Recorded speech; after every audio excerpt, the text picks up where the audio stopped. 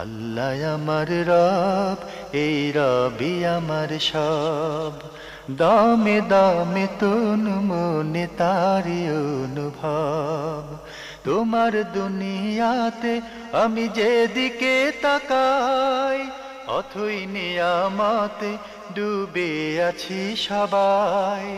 পাক পাখালির গানে শুনি তসবি কলরব, তসবি কলরব। আল্লাহ আমার রব, এই রবি আমার আসসালামু সব। আলাইকুম।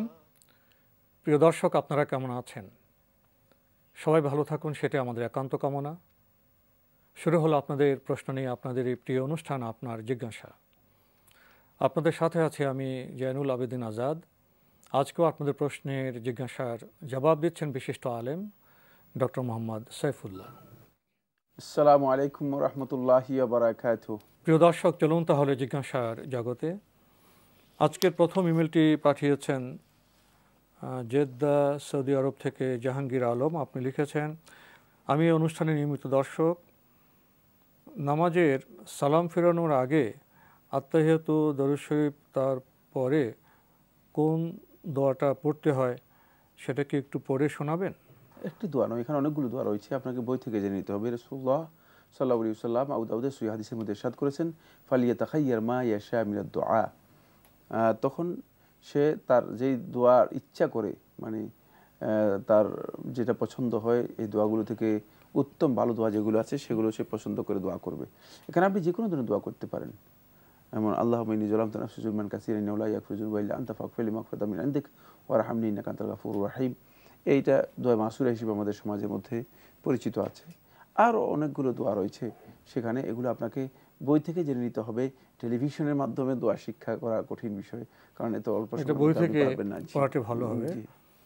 আপনি আরও লিখেছেন, ভিতরের নামাজের নিয়মটা কি এবং তৃতীয় রাকাতে সূরা ফাতিহা ও কুল হুয়াল্লাহর পরে তাকবীর দিয়ে পরে কোন দোয়াটা পড়তে হয় সেটা কি পড়ে শোনাবেন? ভিতরের সলাতের ব্যাপারে মানে আপনি যেটা বলেছেন ঠিকই বলেছেন, সেটা সুন্নাহ অনুযায়ী যেভাবে সাব্যস্ত হয়েছে, 3 রাকাত যদি আপনি পড়তে চান 3 রাকাত পড়তে পারেন, এবং সেই 3 রাকাত আদায় করার ক্ষেত্রে আপনি মাঝখানে যদি 2 রাকাতের পর না বসেন সেটা আপনার জন্য জায়েজ রয়েছে, হাদিস দ্বারা সাব্যস্ত হয়েছে। দ্বিতীয়, আপনি যদি মাঝখানে বসেন তাহলে আপনি মাঝখানে সালাম ফিরাবেন। দোয়া মানে তাশাহুদ, দরুদ, দোয়া মাথুরা সবগুলো শেষ করে দুদিকে সালাম ফিরিয়ে তারপরে দাঁড়িয়ে যাবেন। দাঁড়িয়ে তারপর আবার তাকবীর তাহরিমা দিয়ে মানে প্রবেশ করে তারপরে আপনি কি বলবেন, তারপর আপনি সূরা ফাতিহা, সূরা ইখলাস পড়বেন। সূরা ফাতিহা, সূরা ইখলাস পড়ার পরে যে তাকবীরের কথা বলছেন, এই তাকবীর হাদিস দ্বারা সাব্যস্ত হয়নি। এ মর্মে কোনো সহিহ বর্ণনা বা কোনো সহিহ হাদিস আসেনি। তাই উত্তম হচ্ছে যেটা, সেটা হলো মানে সূরা ফাতিহা এবং সূরা ইখলাস পড়ার পর অথবা অন্য একটি সূরা পড়ার পর আপনি দোয়ায়ে কুনুত পড়বেন। দোয়ায়ে কুনুত আপনি রুকুর আগেও পড়তে পারেন, রুকুর পরেও পড়তে পারেন। দুটাই আপনার জন্য জায়েজ রয়েছে। আনাস ইবনে মালিক রাদিয়াল্লাহু তাআলা বর্ণিত সহিহ মুসলিমের রওয়ায়াত দ্বারা সাব্যস্ত হয়েছে। সুতরাং কেউ যদি রুকুর আগে পড়ে তাহলে তার জন্য জায়েজ আছে, আবার কেউ যদি রুকুর পরে পড়েন তার জন্য জায়েজ আছে। বিভিন্ন বর্ণনার মাধ্যমে এই রওয়ায়াতটাকে কেউ কেউ বিভিন্ন দিক থেকে সহিহ বলেছেন। কেউ না জানলে না পড়লেও নামাজ হয়ে যাবে, নামাজ হয়ে যাবে। জি কিন্তু ওই ফায়দা থেকে বঞ্চিত জি, হবে নাকি? অবশ্যই ফজিলত থেকে বঞ্চিত হবে, যেহেতু একটি ফজিলতের বিষয়। আর এই দোয়াটুকু সলাতের মধ্যে আল্লাহ রাব্বুল আলামিনের কাছে সবচেয়ে বেশি আদা আলিল কাবুল, মানে গ্রহণযোগ্যতার একেবারে কাছাকাছি, যেহেতু আল্লাহ সুবহানাহু ওয়া তাআলা এই ধরনের দোয়া করতে বলেছেন সলাতের মধ্যে। প্রিয় দর্শক, এবার আমাদের হাতে একটি চিঠি, এটি পাঠিয়েছেন আফজাল হোসেন, ভাগলপুর, দিনাজপুর থেকে। আপনি লিখেছেন, মাইয়াতের দাফনের জন্য নিজ গ্রামের লোকদের সময় জানানোর জন্য গ্রামের মসজিদে মাইকে প্রচার করা যাবে কি?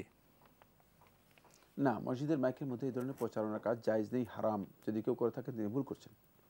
এটা জানেন না যে তিনি মসজিদের মাইকে এই ধরনের কাজ করা যাবে না। তাহলে কারণ কি ব্যক্তিগতভাবে এটা ব্যক্তিগত প্রচেষ্টা তারা করতে পারে, তাদের ব্যক্তিগত দায়িত্বে করতে ব্যক্তিগত পারে। মাইক ভাড়া করে করতে পারে? হ্যাঁ, ব্যক্তিগতভাবে তারা করতে পারেন, কিন্তু মসজিদের মাইকের মধ্যে এই ধরনের প্রচারণার কাজ চলবে না। কারণ মসজিদের মাইকটা এই কাজের জন্য ব্যবহার করা হয়নি, মসজিদ এই কাজে নির্মিতই হয়নি। আর রাসূলুল্লাহ নাহা রাসূলুল্লাহ মানে নাই, রাসূল সাল্লাল্লাহু আলাইহি ওয়াসাল্লাম মিথ্যের সংবাদ প্রচার করতে নিষেধই করেছেন। এই অর্থে মিথ্যের সংবাদ প্রচার করতে নিষেধ করেছেন যে এটি মিথ্যের সংবাদের মাধ্যমে মানে জাহিলি সমাজের লোকগুলো সেটাকে একটা মাতম হিসেবে গ্রহণ করত। তো এই কাজকে রাসূল সাল্লাল্লাহু আলাইহি ওয়াসাল্লাম এমনিই উৎসাহিত করেনি, মানে অনুপ্রাণিত করেনি। কিন্তু মৃত ব্যক্তির জানাজা অংশগ্রহণ করার জন্য, লোকদেরকে খবর দেওয়ার জন্য, একদল ওলামায়ে কেরাম বলেছেন যে শুধুমাত্র মানে এই ব্যাপারে সংবাদ দেওয়া যেতে পারে, এই ব্যাপারে সংবাদ দেওয়া যেতে পারে। আর সেই সংবাদটুকু রাসূল সাল্লাল্লাহু আলাইহি ওয়াসাল্লাম যেটা নিষেধ করেছেন সেটাকে আপনি যদি মসজিদের মাইকে বলার জন্য চেষ্টা করেন, তাহলে মসজিদকে আপনি ব্যক্তিগত কাজে ব্যবহার করলেন, অথবা ব্যক্তিগত কোনো মাসলাহাতে, ব্যক্তিগত কোনো স্বার্থে মসজিদের মাইককে ব্যবহার করলেন, যেটি হারাম, জায়েজ নেই। ফলে রাসূলুল্লাহ সাল্লাল্লাহু আলাইহি ওয়াসাল্লামের মসজিদের মধ্যে এক ব্যক্তি এসে যখন মানে ইউনশিদুদ্দাল্লাহ মানে হারানো মালের ঘোষণা দিলেন, তখন রাসূলুল্লাহ সাল্লাল্লাহু আলাইহি ওয়াসাল্লাম বদদুয়া করলেন।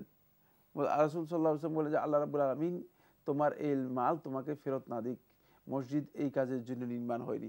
কারণ আজকে আপনি একজন এসে হারানো মালের সংবাদ দিলেন, আগামীকাল আরেকজন হারানো ব্যক্তির সংবাদ দিলেন, পরশু আরেকজন মৃত্যুর সংবাদ দিলেন, আরেকদিন মানে বাড়ির মধ্যে আগুন লেগে গেছে সংবাদ দিলেন, তাহলে মসজিদটা হবে মূলত ব্যক্তিগত স্বার্থে ব্যবহৃত হয়ে যাবে এবং এটা প্রচার কেন্দ্র, এবং এটি জায়েজ নেই, যেহেতু এর একটা মাকসাদ রয়েছে, একটা অবজেক্টিভ রয়েছে। যে অবজেক্টিভ দিয়ে মূলত মসজিদগুলোকে তৈরি করা হয়েছে সেগুলো হচ্ছে ইবাদাতিল্লাহ, আল্লাহ রাব্বুল আলামিনের নিরঙ্কুশ ইবাদত প্রতিষ্ঠা করার জন্য, ইবাদত বাস্তবায়ন করার জন্য। তাহলে এমনিতে স্বাভাবিকভাবে যখন কেউ ইন্তিকাল করবেন, রোনাজারি বা বিলাপের জন্য লোকদেরকে খবর দেওয়া যাবে না, এটা মোটেও জায়েজ, শুধুমাত্র জানাজার জন্যই খবর দেওয়া যাবে আত্মীয় স্বজন এবং লোকদেরকে, সেটা ব্যক্তিগত ব্যবস্থাপনা। আপনি আরও লিখেছেন, জানাজার সালাতে সানা পড়া বৈধ কি না, কারণ আমি একটি মাসিক পত্রিকায় পড়েছি জানাজার সালাতে সানা পড়ার কোনো দলিল নেই। সানা পড়ার ব্যাপারে সুস্পষ্ট সহিহ কোনো হাদিস পাওয়া যায়নি, ঠিকই বলেছে। বাকি মানে সানার চেয়ে সুন্নাহ হচ্ছে যেটা, সেটা হলো সূরা ফাতিহা পড়া।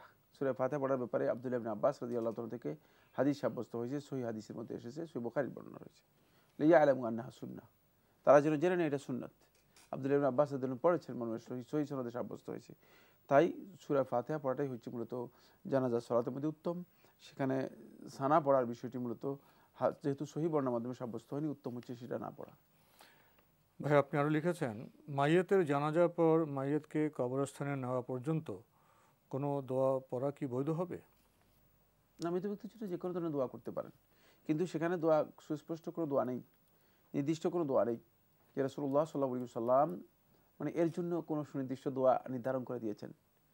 যেহেতু নির্ধারণ করে দিলে তো অবশ্যই হাদিসের মাধ্যমে আসতো, যেহেতু হাদিসের মাধ্যমে সেই বক্তব্য আমাদের কাছে আসেনি, সুতরাং এর জন্য নির্দিষ্ট কোনো দোয়া কেউ সাব্যস্ত করতে পারবে না। তবে মৃত ব্যক্তির জন্য যদি কেউ দোয়া করে থাকে, জানাজার পর কবরস্থানে নেওয়া পর্যন্ত যে সময়টা আছে সেখানে মনে মনে দোয়া করলো, দোয়া করতে পারেন, ব্যক্তিগতভাবে দোয়া করতে পারেন, নিজের মাগফিরাতের জন্য দোয়া করতে পারেন, কারণ সুনির্দিষ্ট কোনো দোয়া নেই, সুনির্দিষ্ট কোনো দোয়া নেই এর জন্য।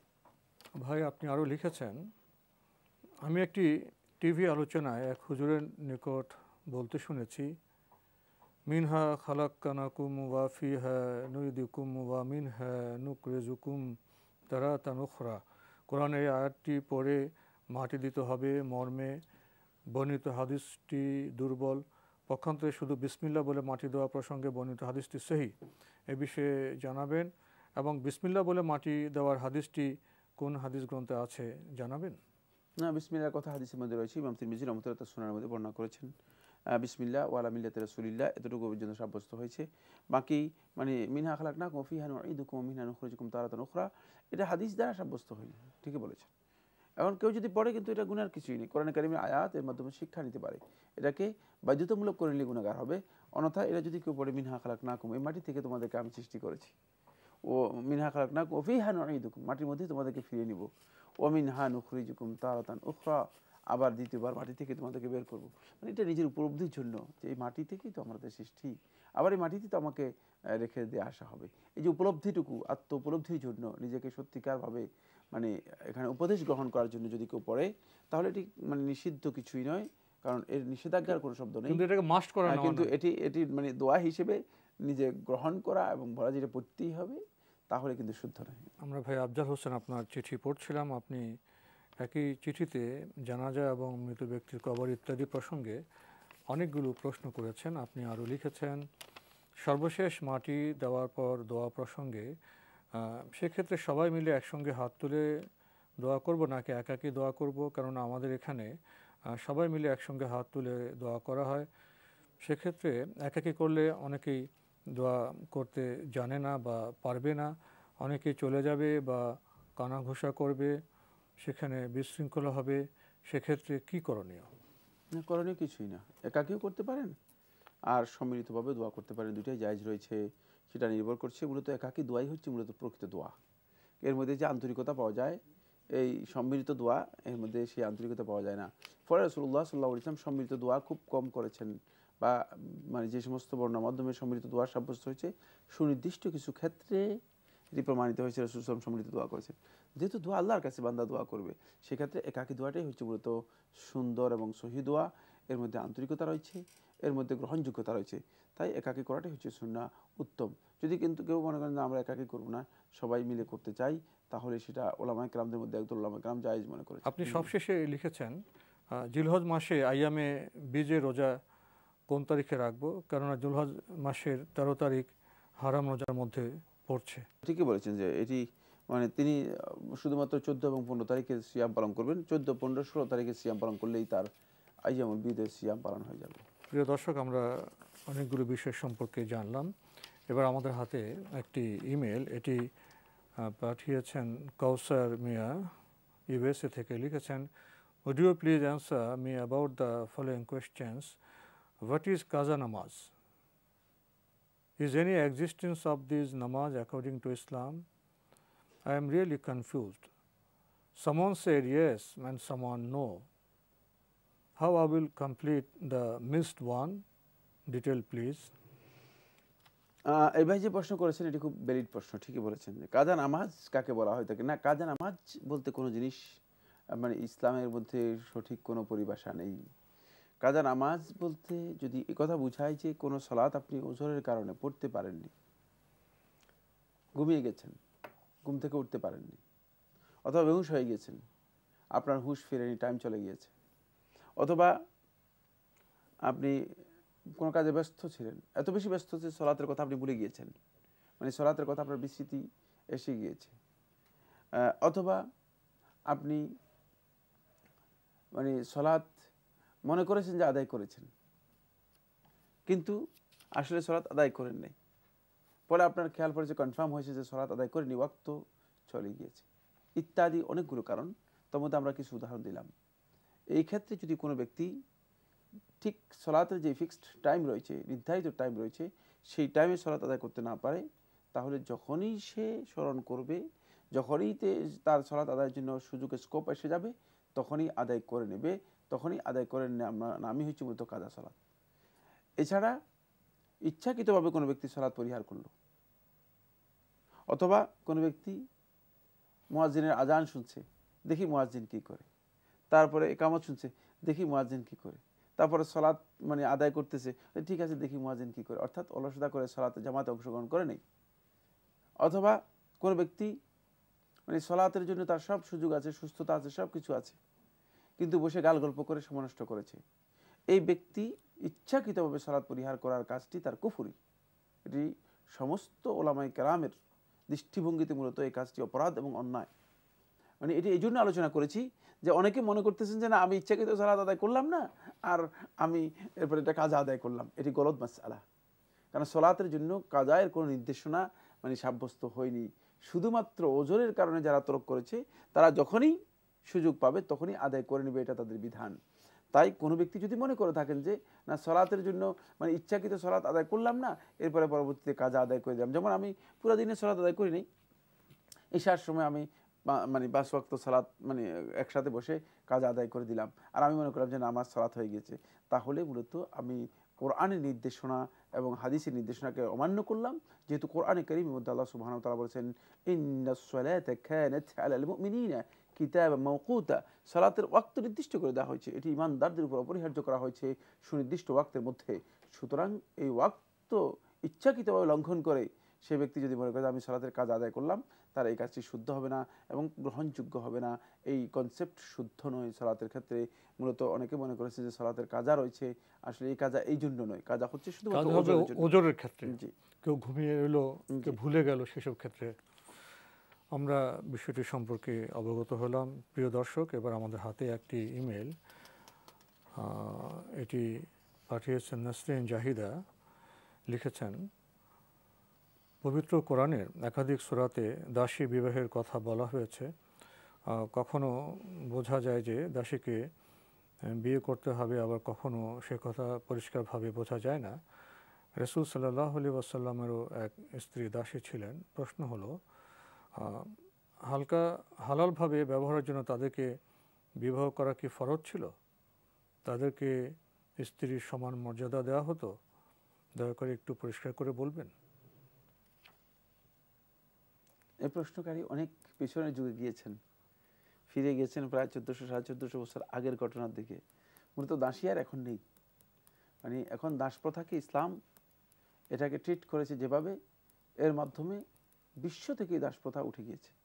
ইসলামের সবচেয়ে বড় দাস প্রথা উচ্ছেদের জন্য, আর অন্যরা দাস প্রথাকে টিকিয়ে রাখার জন্য, দাস তৈরি করার জন্য তারা কাজ করে গিয়েছে। তাদের কথা আমি বিবরণ দিলাম না, ইতিহাস সাক্ষী। যারা দাস প্রথা চালু করেছে এবং মানুষদেরকে, আল্লাহর স্বাধীন বান্দাদেরকে, যাদেরকে তাদের মা স্বাধীনভাবে জন্ম দিয়েছে, এই সমস্ত লোকদেরকে যারা দাস বানিয়েছে, তাদেরকে এই দাস থেকে, দাসত্ব থেকে, দাস প্রথা থেকে মুক্ত করার জন্য ইসলাম যে প্রচেষ্টা নিয়েছে, সেই প্রচেষ্টার কারণে মূলত দাস প্রথা উচ্ছেদ হয়ে গেছে পৃথিবী থেকে। বাকি আপনি যে মাসালা করেছেন এটি কিয়ামত পর্যন্ত থাকবে। মানে দাস প্রথা থাকবে না, কিন্তু মাসালা তো থাকবে, যেহেতু এটা প্রথা ছিল। এই জন্য কোরআন কারীম এর বিবরণ দিয়েছে। হ্যাঁ, আবার এক সময় ছিল কোনো কারণে, আবার কোনো সময় হয়তো তৈরি হতে পারে। কারণ পৃথিবীর অবস্থা সম্পর্কে আমাদের জানা নেই। আজ থেকে 200 বছর পরে কী হবে সেটা আমরা জানি না। মানে সুতরাং কী হবে সেটা আল্লাহ সুবহানাহু ওয়া তাআলা সবচেয়ে ভালো জানেন। এই জন্য আল্লাহর বিধানের মধ্যে আল্লাহ সুবহানাহু ওয়া তাআলা এটাকে বিবরণ দিয়েছেন, বিস্তারিত আলোচনা করেছেন। সুতরাং সেই ক্ষেত্রে মানে যদি কেউ স্ত্রী হিসেবে বিয়ে করে থাকে তার এক বিধান, আর যদি কেউ দাসী হিসেবে তার সাথে মানে শারীরিক সম্পর্ক তৈরি করে সেটা আরেক বিধান। এটি দুইটি ভিন্ন মাসআলা।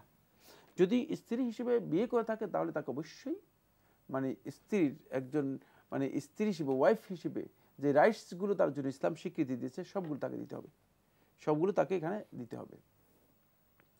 এবং সেই ক্ষেত্রে স্ত্রী হওয়ার কারণে সে একটি অধিকার থেকে বঞ্চিত হবে। সে অধিকারটুকু হচ্ছে এই, মানে ততক্ষণ পর্যন্ত সে দাসী থেকে যাবে যতক্ষণ পর্যন্ত তাকে দাস থেকে, দাসত্ব থেকে মুক্ত না করা হবে শরিয়ার মানে পদ্ধতি অনুযায়ী, অথবা তার যে মালিক রয়েছে মালিক তাকে দাস প্রথা থেকে মুক্ত না করবে। কিন্তু সেকেন্ড পয়েন্ট যেটা বললাম সেটা হচ্ছে এই, যদি দাসী হিসেবে তাকে মানে গ্রহণ করে থাকে এবং দাসী হিসেবে তার সাথে যদি শারীরিক সম্পর্ক করে থাকে, তাহলে তার জন্য এই শারীরিক সম্পর্ক বৈধ। কিন্তু এই শারীরিক সম্পর্কের কারণে একটা কঠিন অবস্থা হবে, সেটা হচ্ছে দাসী একটা মর্যাদা পেয়ে যাবে। সেই মর্যাদাটা হলো এই দাসীর মানে যখনই দাসী গর্ভে সন্তান আসবে তখন থেকে এই দাসীকে আর বিক্রি করাও জায়েজ নেই, এবং এই দাসী নিজে নিজেই স্বাধীন হয়ে যাবে, যেহেতু মানে তার সাথে মানে মনিবের সম্পর্ক হয়ে গেছে, নিজে নিজে স্বাধীন হয়ে যাবে। এটি আসলে দীর্ঘ একটি আলোচ্য বিষয়। আজকে আমাদের সেই সময় নেই, সুযোগও নেই, এখানে শেষ করতে হচ্ছে। আপনাকে অনেক ধন্যবাদ। আপনাকে অশেষ ধন্যবাদ।